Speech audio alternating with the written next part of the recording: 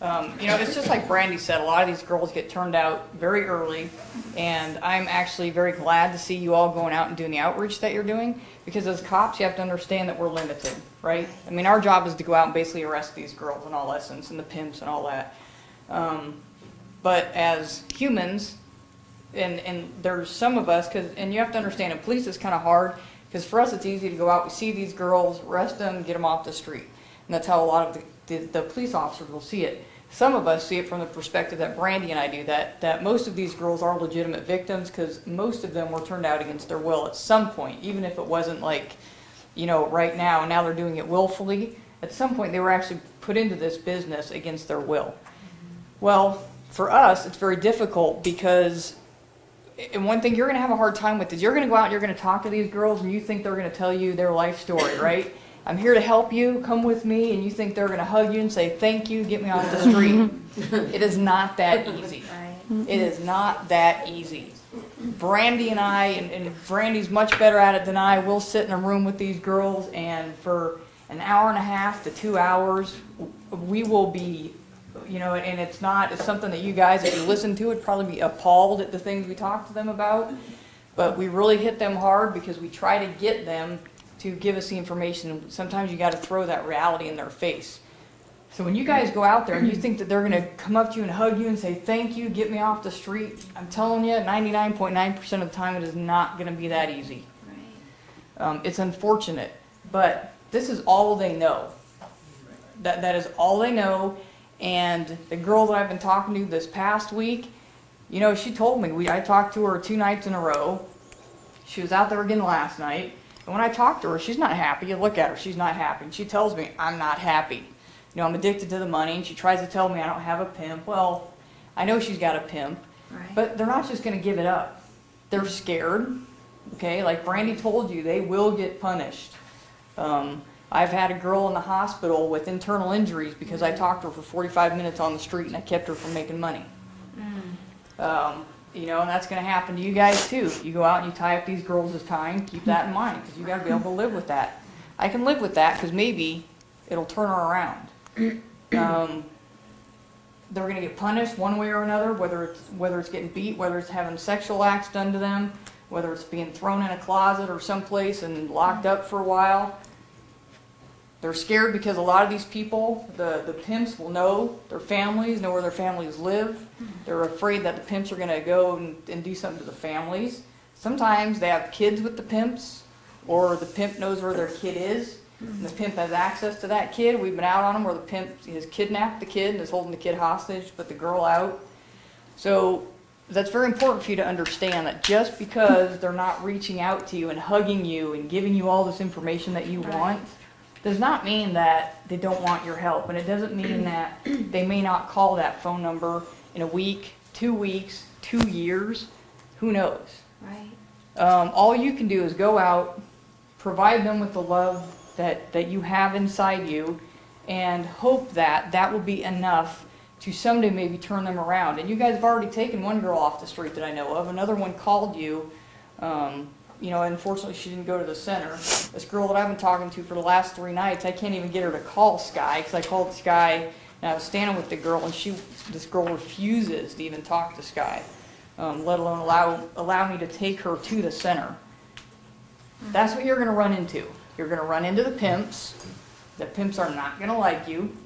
You're tying up their girls' time. You're messing with their money. It's their livelihood, and you think they want you to take their money off the street, which is their girl. They don't. So you need to be very careful of the pimps when you're out there. If you see the pimps, for us, what you could do is get license plates, get descriptions of the vehicles, and you can provide that to us. Brian has all my contact info. I'll give you my cards also. And Brian's pretty good about sending me emails, letting me know when you guys will be out there. But I'll even give you guys my cell phone number, because even if I'm not at work, a lot of times I answer my phone. And what I can do is try to get some officers out there, because Brandy and I and most of my officers love getting these pimps, because to me, these guys are the bottom of the earth. And it makes me very happy if we're able to get a pimp. Saw a smile go on my face, So I have a quick question. Being that they are being watched and it is cutting into their time as far as money goes, if we were to offer them money, would that be harmful? So say, Um, here's $50, we need to talk to you, this way you don't get, what's going on here. But you have to understand that the pimp's watching, so the pimp knows that she's not turning tricks.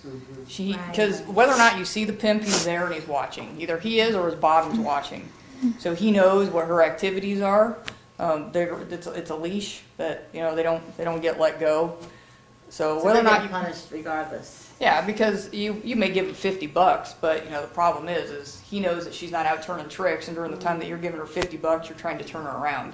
Also keep in mind, and this is why you guys have the specific information that you do on the cards that you hand out, but usually the pimps will shake them down at the end of the night or after their tricks to see if they have any phone numbers. I know I give a lot of these girls my business cards. I'm not dumb enough to think that they actually end up getting to keep them, unfortunately, because I know when the pimp shakes them down, he's going to toss it. Sometimes I'll take their phone and try to hide, and I'll put my phone number in there, under LT, lieutenant, so maybe the pimp doesn't know. So different things like that, maybe that you could try to do if they allow you, because almost all of these girls are going to have phones, because that's their chain to the pimp or to the bottom. Isn't it also true that a lot of the girls are addicted to drugs and that keeps them out there? No? No. It's Circuit girls, just like Brandy said, most of your circuit girls are very clean. They're not addicted to drugs. We do have the term crack whore, which isn't like the most friendly term, sorry, it's more of a cop term. Your crack whores, yeah, they're addicted to drug and they're turning tricks to feed their habit. Right. Your circuit girls know the pimps do not want them on drugs. They want them clean because they don't want them getting into the dope, because then they're going to start spending their money on the dope and they lose control. Right. Now, when they're out on their own, well, they usually turn to drugs most likely just so that they don't feel what they're doing. When you're asking us how do we do that emotional separation, unfortunately, as cops, we're stuck, because when we're out there, we have to be stoic. We got to talk to these girls, and in an attempt to be hard and harden our hearts, we also have to try to let them know we care. Right. It's very difficult, and I can't tell you that. Sure. I can't tell you what that balance is. You will also have to fight that, because you have to understand, you may take this girl, the one I told you about, she got beat in the hospital. I was with her for about 2 weeks, went every day to the hospital to visit her. She actually was put into Dignity House, which is a Catholic social services program, for about 2 months, but she ended up fleeing from that.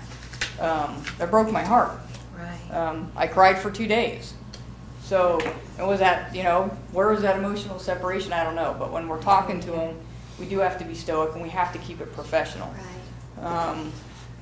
So you have to be prepared to get your heart broken, but you have to understand that you have to know going into it that a lot of the girls that you're going to reach out to and help, they might go back. It's kind of like domestic violence. You know what I mean? Maybe it's going to take 2, 3, 4 times.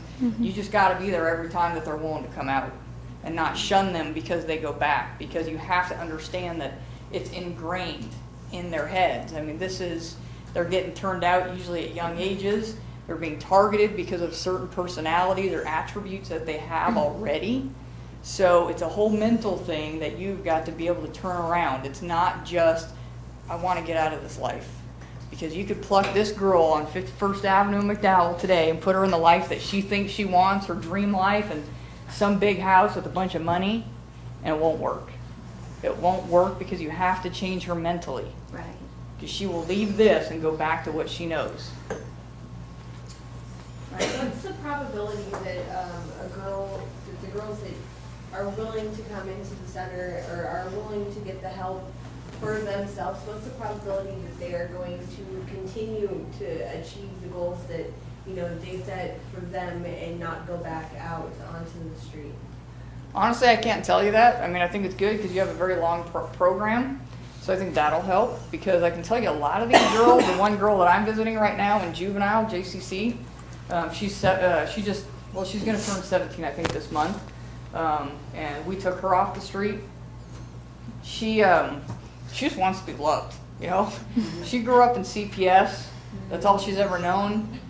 She got 2 younger brothers that are living with a lady that adopted them.